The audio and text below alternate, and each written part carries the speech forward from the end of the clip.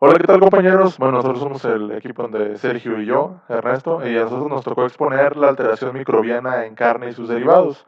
Y queremos empezar, bueno, quiero empezar dejando en claro que es una alteración microbiana.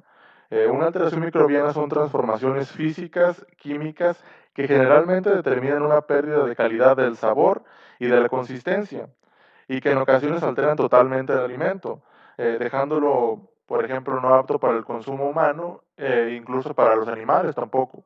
O sea, en esencia, una alteración microbiana es cuando el producto, en este caso la carne, sufre cambios ya sea por bacterias en descomposición o por eh, un, mal, un mal manejo de la carne, y la carne presenta defectos como eh, que se pudra, que se contamine y todas esas cosas que usualmente pasan en la carne cuando vemos que cambia su tonalidad, que ese es uno de los transformaciones físicas, y todo eso lo vamos a ver un poco más a detalle en este mm, tema y en esta presentación. Vas. Calidad microbiana. La calidad de la carne es importante en términos de inocuidad, dada la posibilidad de que algunos microorganismos pueden ocasionar enfermedades en los consumidores.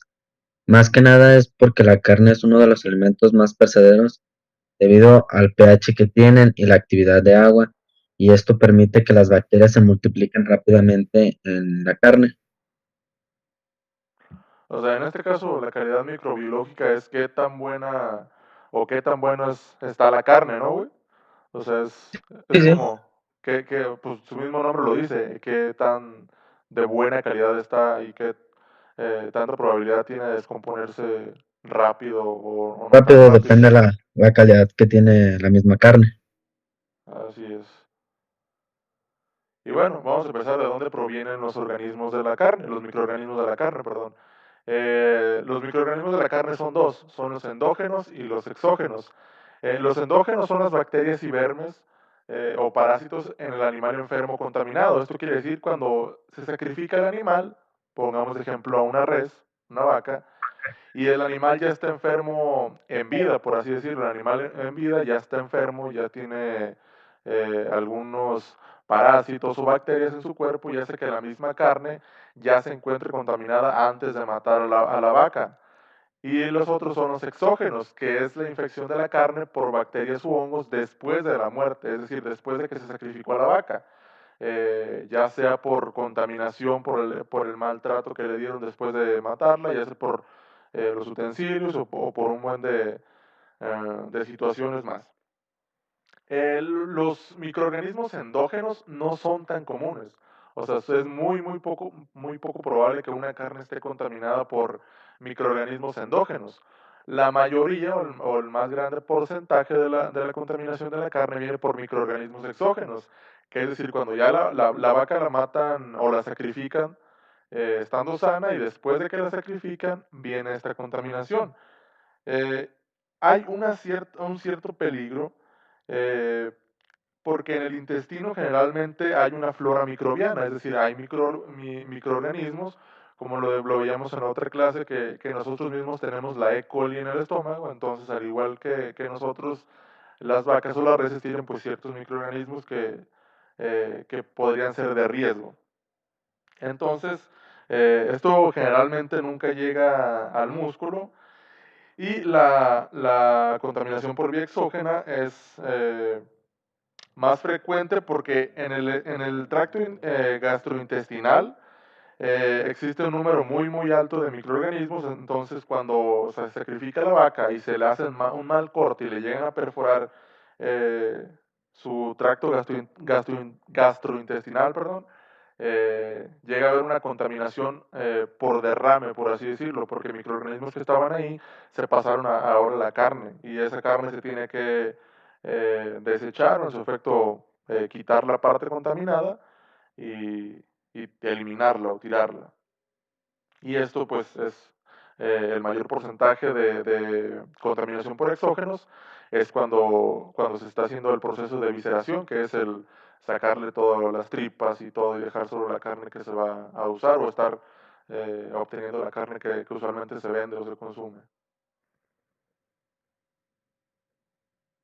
Los riesgos de contaminación, más que nada, esto está en el trato que se le da a la carne, la higiene más que nada que tiene uno mismo a la hora de que la transporta uno, desde que viene del matadero hasta que se lleva a la carnicería, prácticamente eso influye mucho, porque si en el transporte alguna de las carnes está contaminada, pues ya no, si está contaminada una carne y se tiene en contacto con otra que no está, pues automáticamente ya está contaminando la otra.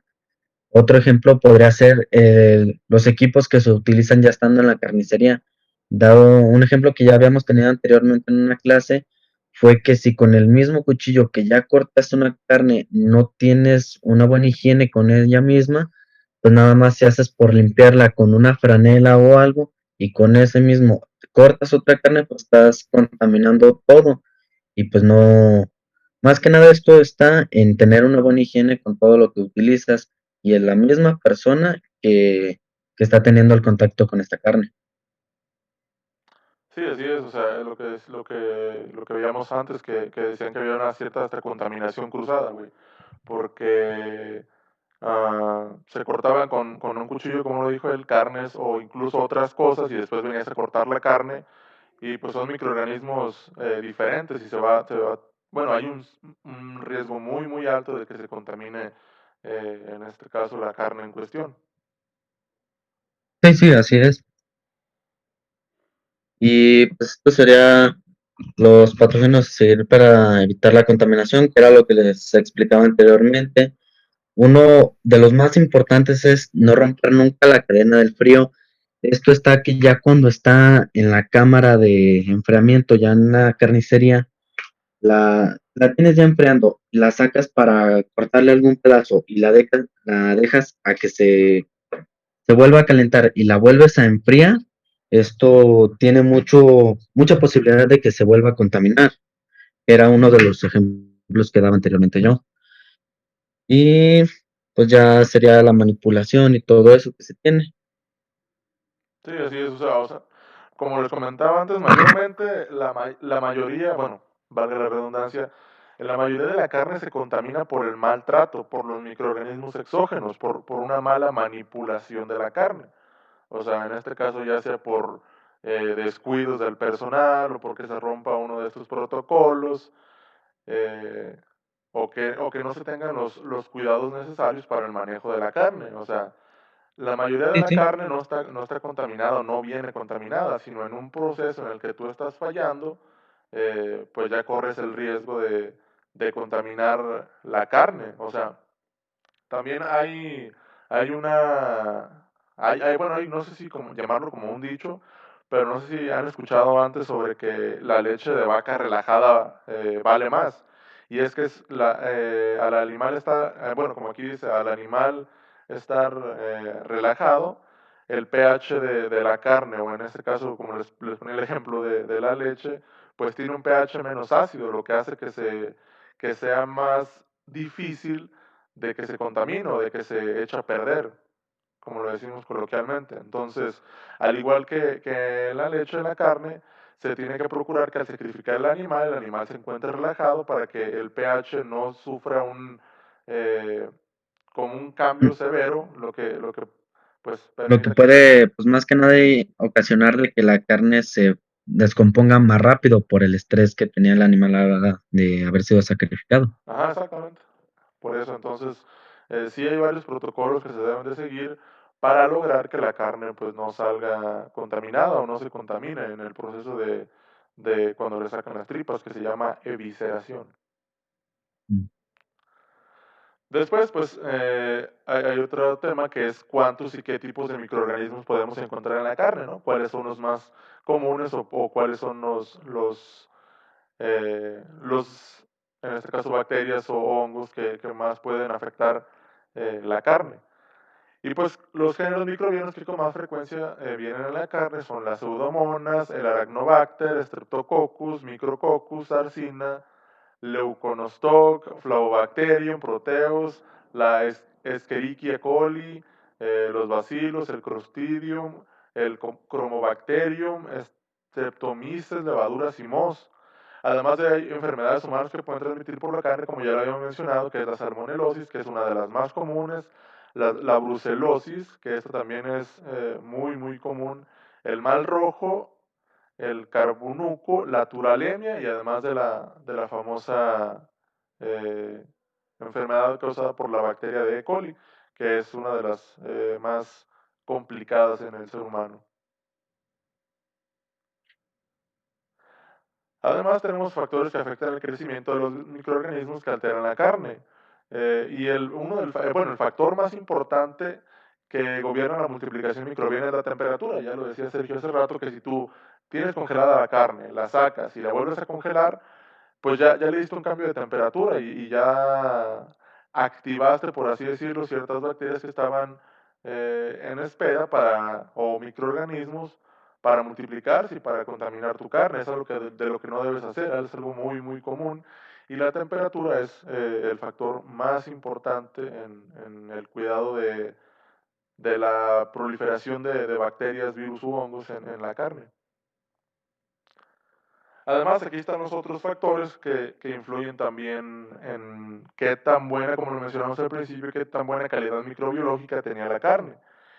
Y es que los segundos factores aislados que más influyen son la actividad de agua, es decir, qué tanta disponibilidad de agua tiene la carne para que los microorganismos se puedan eh, proliferar, porque ya sabemos que el agua o la humedad es el mayor riesgo por así decirlo, entre más actividad de agua tenga un alimento, más probabilidad tiene de que se contamine. Eh, se habla de que la carne fresca, la actividad de agua es entre el 0.98 y 0.99. Y pues obviamente es muy alto y son cifras que favorecen en este caso la multiplicación de la mayoría de las especies. Se habla que la carne es de los alimentos más perecederos en cuanto a contaminarse, ¿verdad? Ujú. Y otro es el potencial de óxido reducción, que existen, básicamente existen microorganismos que son aerobios y anaerobios y pues que se pueden contaminar